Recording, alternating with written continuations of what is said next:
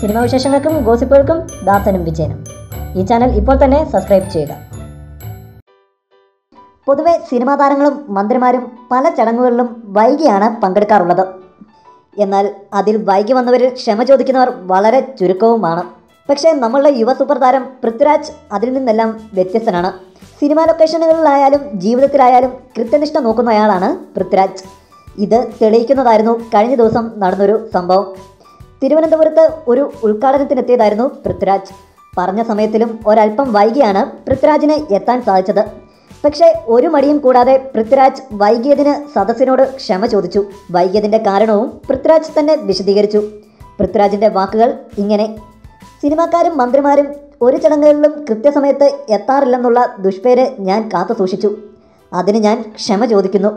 6.5 മണിക്കൂറെടുത്തു എറണാകുളത്ത് നിന്ന് തിരുവനന്തപുരം വരെ എത്താൻ. അതാണ് വൈകാൻ കാരണം.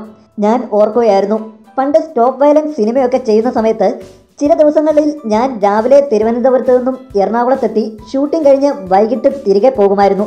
അത് എങ്ങനെ സാധിച്ചിരുന്നെന്ന് എനിക്ക് ഇപ്പോൾ ഒരു പിടിയും കിട്ടുന്നില്ല. എന്താണേലും എൻ്റെ കണക്കുകൂട്ടൽ തെറ്റിപ്പോയി. ഈ 6.5 മണിക്കൂർ യാത്ര ഞാൻ വിചാരിച്ചില്ല. അപ്പോൾ വൈകിയതിൽ ക്ഷമിക്കണം, പൃഥ്വിരാജ് ആവർത്തിച്ചു. ഒപ്പം ഇപ്പോൾ ഷൂട്ടിംഗ് തിരക്കുകൾ കാരണം കൂടുതൽ സമയം എറണാകുളത്താണെന്ന് പറഞ്ഞ പൃഥ്വിരാജ് തിരുവനന്തപുരത്തെക്കുറിച്ചുള്ള തൻ്റെ പഴയ ഓർമ്മകളും പങ്കുവച്ചു. കൂടുതൽ സിനിമാ വിശേഷങ്ങൾക്കും വാർത്തകൾക്കും ദാസനും വിജയനും. ഈ ചാനൽ ഇപ്പോൾ തന്നെ സബ്സ്ക്രൈബ് ചെയ്യുക. വീഡിയോ ഇഷ്ടപ്പെട്ടെങ്കിൽ ലൈക്ക്, ഷെയർ, കമൻറ്റ്. താങ്ക്